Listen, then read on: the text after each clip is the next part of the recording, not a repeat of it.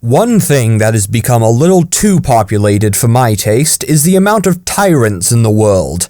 People who rule a country or civilization and use their power immorally to benefit themselves. I don't know why I bother explaining it, you should all know what a tyrant is.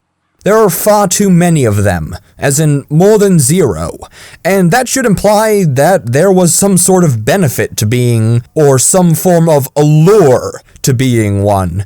However, the more you think of it, being a tyrant sounds like a sucky job. It would require so much effort. You need to organize and manually oversee an entire government performing unethical actions, secret exploitation, and human rights violations, all while trying to cover it up. One main tool they use is propaganda. Stuff like posters, speeches, and songs to make people who live under them think of them as some sort of golden god. But Hollywood does the same thing, and it takes billions of dollars, and we still hate Hollywood. So how much money and effort is it for a whole country, and have it be actually effective? Not to mention the removal of rivals. If you make the government seem so good, then people are gonna want to join, and then soon you'll have a political opponent against you or your subordinates, and you'll have to make sure those goody two-shoes go bye-bye, and that no one notices. Maybe you could send them to a farm somewhere. It also must seem exhausting to always appear strong. You don't have time to hit the gym, so you must go and make up all these schemes to appear physically cool when you're not. Like driving a monster truck or skydiving, but that's just toxic masculinity, always needing to appear unemotional, and let me tell you, it sucks. You'd need to give so many speeches over and over again, just regurgitating the same drivel over and over again, like I just repeated that. No wonder there are so many public doppelganger theories. If I were a tyrant, I would want to have a stand-in to do all the boring stuff for me too. Screw all that noise, I got better things to do. I'm going to a Ferris wheel. Not to mention, so many photo shoots. Never ever does a photo shoot seem like a fun thing to do. It takes hours for hair and makeup to make you look your best, and then you need to threaten them to make sure they never say that you don't look like that normally.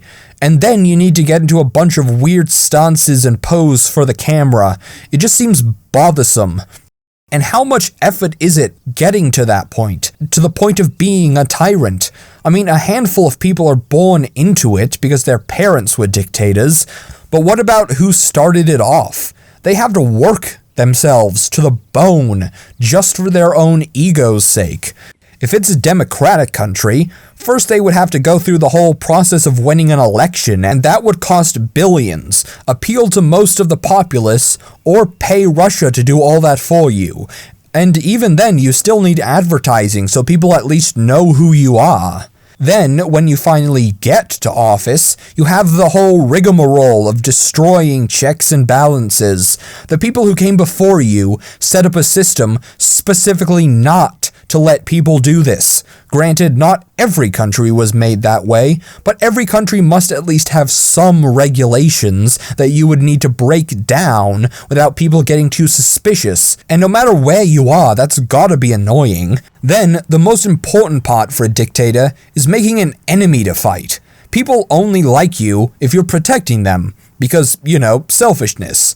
This means tyrants need to come up with some threat, even out of thin air, to fight against. How far could you push that message? Could you pretend that you're a Power Ranger? Can you seem like you're protecting them from Godzilla? You need to start gaining trust from the get-go, because if people respect you, they might be willing to turn the other way to your weird actions. But if you do a bunch of tyranny stuff without trust, the public opinion will be on you like controversy on a Paul brother. They say diamonds are a girl's best friend, which sounds depressing, but a dictator's best friend is his military. But that costs money, which seems to be the recurring theme making dictators sucky. How could you go about taxing for military without pissing people off? That sort of thing is the reason why revolutions start. And if you thought just reaching tyranny was the hard part, wait till you need to maintain it. It's not like muscle, where getting it is harder than keeping it. It's arguably the opposite. Wait, does that mean Dwayne "The Rock" Johnson is the reverse of a tyrant? Any tyrant is going to have to face revolutionaries, whether it be from your own people or foreign interference. Like, say, a country that calls itself the capital of freedom, yet commits human rights violations that would have their own military invade to provide freedom in any other circumstance. Then you got yourself the setting of a new Far Cry game, but you're the main villain. Although that's not that bad because the entire Far Cry franchise is carried by their villains. You don't want to be a hero in those games, the heroes suck. Next on your autocratic agenda is making heirs, which sounds like making bears, but it's only slightly different when it comes to making little shits. You've got to have kids to do the same thing you're gonna do, or everyone's just gonna blame it on you, rather than trying to blame it on systemic issues, even though you made those systemic issues. This is something I think about often, but what about forgetting to tyrannize? What happens if you wake up one day, go to the shops, take some time in the bath, and then you look and you realize it's been half the day, and you haven't done any tyranny today? Then you've gotta rush it and hope that people don't notice the minor spelling errors and mistakes.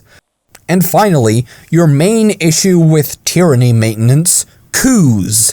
These things pop up like mold in your carpet. They can start out small, but if you don't pay enough attention, they'll grow and be all smelly. Then you gotta call a guy who will be there in a week, but actually shows up in 10 days, and he says it's nothing. Then it gets all worse, and when he comes back too early, and you were getting ready for other plans, and now you gotta cancel, and then he has to bleach it for something, and then you can't stay in your room for a few days, and the whole house smells like chemicals for too long, and then some of it's still there afterwards, and it grows next year, and you look at it and say, I can handle this later, knowing full well that you'll have to deal with this whole situation again, because you just never learn.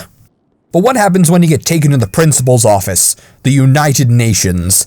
How is a tyrant supposed to go about facing the UN? I know they probably send a representative, but do you think that's because they're scared to go themselves? Does it feel the same as when your mother asks you if you broke a window that you definitely broke? I mean, you have to handle all of the ambassadors from other countries staying over as well. Is that like when a distant relative has to stay over and everything's just a little weird? Do ambassadors have to ask how to use the shower tap? That sort of thing is almost as awkward as the UN must be after or even during a war. 2 or more countries gotta have people representing them, sitting in the same building, supposed to get along. Do you give them apple juice? Do you give them biscuits?